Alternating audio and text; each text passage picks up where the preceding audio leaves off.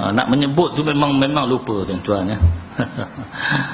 Tetapi tuan-tuan ya, ada senarai-senarai yang telah dikeluarkan. Ya, antaranya Dr. Rozaimi tak boleh mengajar negeri Islam. Itu very clear. Surat dah dihantar ke masjid-masjid, tak tahu sampai ke sini ataupun tidak. Ada sampai ya?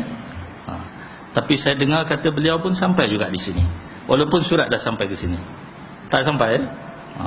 Kalau tak sampai sini, dia sampai dalam FB surau ini tuan-tuan ya. Jadi kalau sampai FB tu agak sampai tak tuan-tuan ya. Wallahu ta'ala a'lam. Yang kedua, Abdullah Iraqi. Juga kita telah membuat surat berkeliling ke masjid-masjid, surau-surau seluruh negeri Selangor. No. Dan Sahibus Samaha Datuk Mufti telah menandatangani surat itu untuk tidak dibenarkan di negeri Selangor. Salah hukumnya pihak yang menjemput beliau dan juga beliau sendiri. Kita sekarang ni sedang bekerja keras untuk tangkap mana-mana Pak Wahab yang masuk di masjid dan di surau negeri Selangor. Kita akan cuba sedaya upaya untuk tangkap. Kalau tangkap, pihak masjid pun affected juga tuan-tuan ya. Surau pun affected juga. Jadi kalau gitu beringatlah.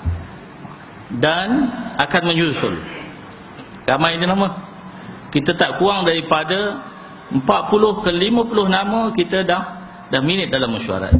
Tunggu nak di-endorse oleh Majlis Agama tuan-tuan. Kalau Majlis Agama endorse tuan-tuan, ini 50 orang tak boleh pijak surau. Dia nak sembahyang tak apa tuan-tuan. Dia nak berceramah, no. Kau nak masuk masjid sembahyang ataupun kau mati nak dimandikan di masjid, tak apa, tak ada masalah.